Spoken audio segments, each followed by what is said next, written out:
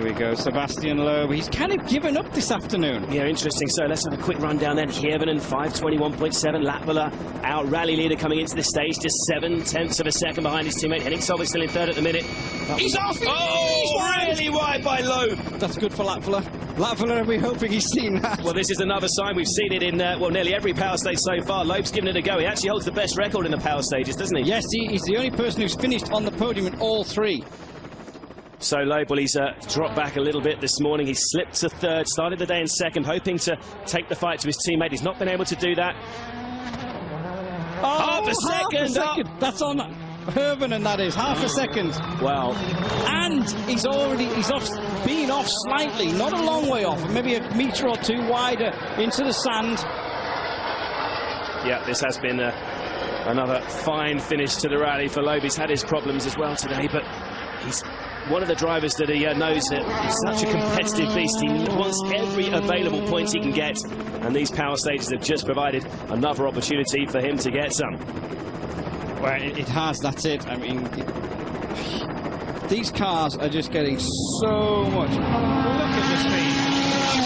Incredible speed for Sebastian Loeb. He started the stage 27.4 seconds down on his teammate Ogier. He's hardly likely to get back involved in the fight for second, but he's giving it everything to get the 3 points for this power stage win. Let's have a look at his time. 5:21.7 to beat.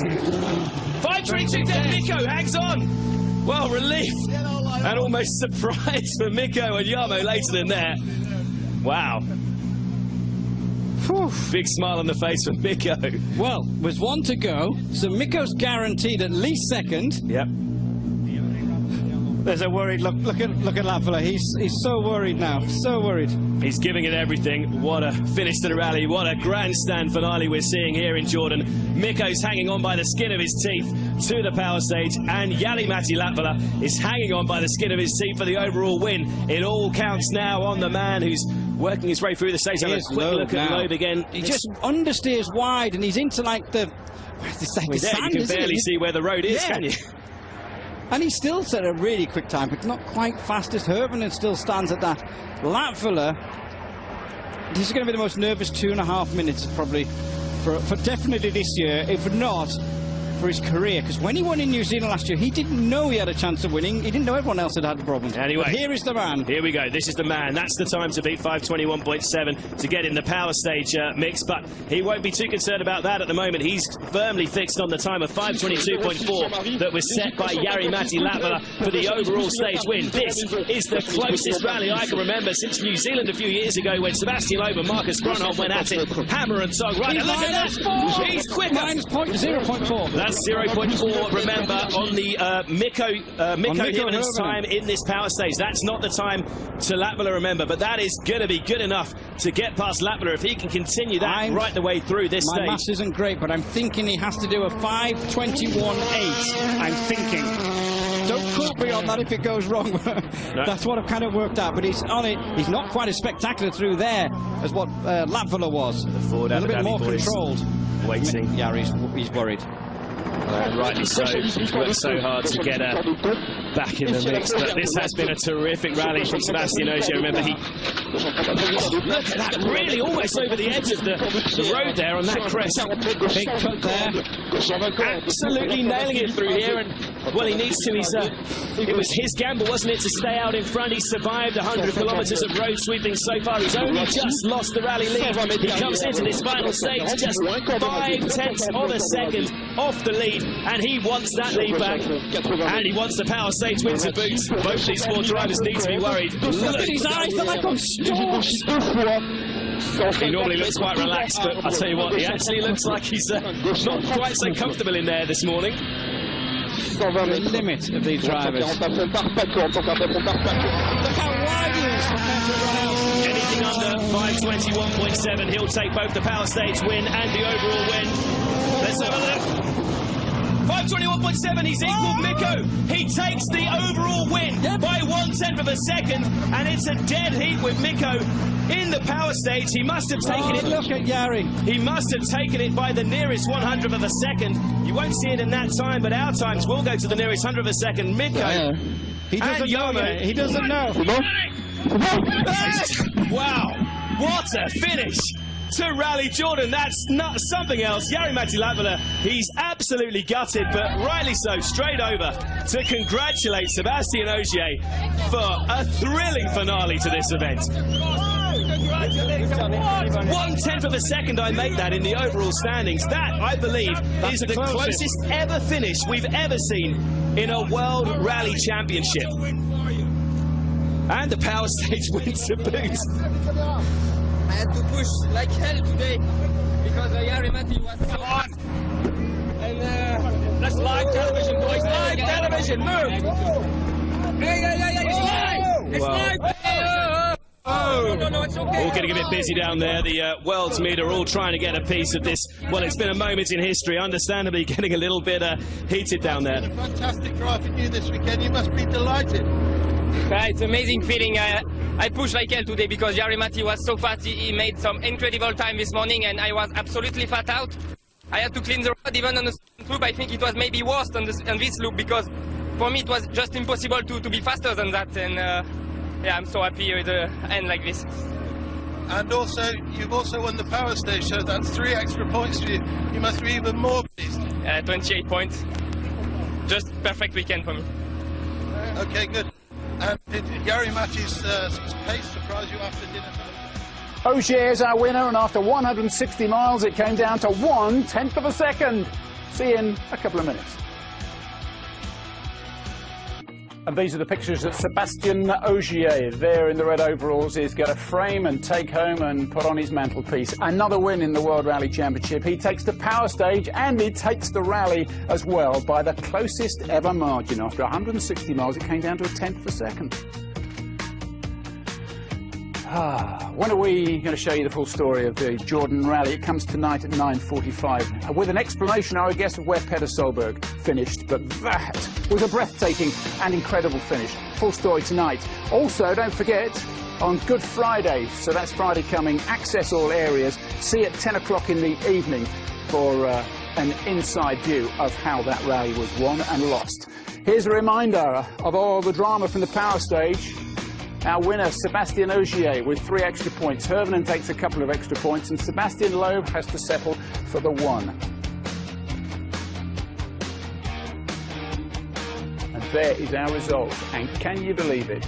By 2/10 of a second, it's Ogier from Latvala. Sébastien Loeb settles for 3rd. Mikko Hervenen in 4th. And we should say well done to Matthew Wilson, finishing 5 minutes and 44.9 seconds back. But in 5th place, that's a tremendous performance from him. Phil Mills in the studio with me this afternoon. Absolutely brilliant. And Jari-Matti Latvala is going to look back and say it came down to 1 big bump. It did. It's incredible that you go through 2 days of that, you know, just to trip up on 1 corner. But, you know, that's the fine line that World Rally Motorsport has come to now. It's all down to 1 corner, 1 mistake, and it's as fine a line as that, which is fantastic. He was ragged. He wasn't as neat as Sébastien Loeb. He wasn't as neat as Sébastien Ogier. I think it's a classic case of overdriving. You get to the magic line, and then after that, you think you're trying harder, but you're actually going slower, and I think he just pushed it that little bit too much. And Jari-Matti finished, or his car, most of his car finished the stage, and I guess he's going to go back and be disappointed and say, how can I, after all of that, be all over the shop on the very last stage, the last 10K? He will. He's very critical of himself, and he'll go back and have a long talk with himself. But he lost the front aero on the right-hand corner there. That makes a very big difference. These cars are designed in wind tunnels now, and that big chunk of front bumper missing will have probably been the difference. Never mind the wide on the corner and so on, but that piece of aero is more important than you'd ever realise. And in a bit of a world where you need your landmarks, you need to know where you are going. Sébastien Ogier was the neatest of them all. And stayed on the stage, even though it was difficult to find. You've got to say he is top of his game. He's sort of he's going through the footsteps of what Sébastien Loeb did a few years ago. He's faultless. He's not making any mistakes at the moment, and he's looking good. You know, he's at the top of his game. Now, this is going to be a big psychological boost for this guy, because he's going to say, I am now the new Sebastian of the World Rally Championship, isn't he? Absolutely, and there is, behind the scenes, there's quite a little battle going on between the two, even though they share the same service tent. But there is quite a little battle going on there, and there's some big egos around the place, so it's going to be quite interesting how this one develops. It is incredible that this result could come down to one corner, or did it come down to one rock after 160 miles, and that shows you just how neat you've got to be. It is. I mean, I'll go back to what I say in the long River of Jordan stage yesterday. I think Sebastian Loeb got it wrong. I think when you see the interviews afterwards, I think he will admit that he got it wrong by about 10 seconds. For some reason, I don't know why, but it took the fight out of him today. I think he thought, right, look after my tyres for the last stage. I'll do everything to look after my car and keep the tyres in tip-top condition. But even that wasn't good enough. But I think he made a mistake yesterday. And, you know, Citroën weren't too keen on going to Jordan when the whole event was in question. It was a gravel rally, and here is their man who has come good. And when we look at the championship standings now, after 4 events of the 13 that we're going to get in 2011, Mikko Hirvonen was the leader. He is no longer. He trails by 2 points to Sebastian Loeb, with Hirvonen in second, Ogier in third up with 69, and Jari-Matti Latvala with 66. This is an incredible championship as we head to Sardinia. After that, Solberg, Osberg and Wilson. That is pretty good. That's a handful of points separating 4 top drivers. It's a championship drive. They're all going for the championship. They're not going for the individual events. Get the points in the bag, keep throwing them in there. And of course, row position on the next round is quite important as well. So if you look at Latvala and Ogier's performance this weekend, they've got a very good row position on day 1 of the next event now, which is very important. Sebastian Ogier is going to say, listen, sprint rallies, I quite like these. 2 days, bring them on, let's have some more. Well, it's worked for him this weekend. It won't work everywhere, but you know, as I said before, that they've been looking at a 2-day event for a long time, even a 1-day wonder, and I think it has worked. It's worked very well. It's been flat out from the first corner to the last one, and people are going to look at this now, and the people who make the decisions, I think they might come up with something new. We have to go back, talking of close finishes, we have to go back an awful long way to find the closest to that, which was... New Zealand about 3 years ago with Marcus Grönholm. It was 0.3 of a second on the last super special in Mystery Creek in New Zealand. Yeah. Wow. Yeah. And I was also going to say, as we go into this, the next event, we have ourselves a championship in which, I mean, I guess the tyre issue today was one that was important. There were a couple of guys who were making the point, look, you can't go bringing in new tyres, whether they be stronger and better or not. Well, we've only got 2 days of running to go. But I think now 1 or 2 will say, well, OK, then we'll stick with these tyres. I like these. They are, and that's the nice thing about a control tyre. It doesn't matter if you're car 1 or car 21, you've still got the same tyre. They come from the same batch. They introduced the new tyre. There hasn't been one puncher here this weekend that we know about, unless somebody, you know, deliberately hit a huge rock. But obviously Michelin have worked very, very hard. They've got it right. They've produced a tyre that hasn't produced a puncher, so good for them. Phil, thank you. Let's do this next. This is what we have to show you. Rally World comes up on the 29th of April. It's 9:30 in the evening. Make sure you're there for that. What else? How about this? This is where Mini makes its debut, back for the first time since the 60s. 9:30 on the Friday, 9:45 in the evening on the Saturday, 9:45 on the Sunday as well. And when do we have our power stage? Well, that's in 3 weeks' time, when we are in Sardinia. And we will join you, look at that, at 11 o'clock in the morning on Sunday, the 8th of May. And this man will be back, Phil. We have a British brand looking good in Sardinia. What chance have they got in a couple of seconds? Very good chance. I just hope that they turn up and do a really good job.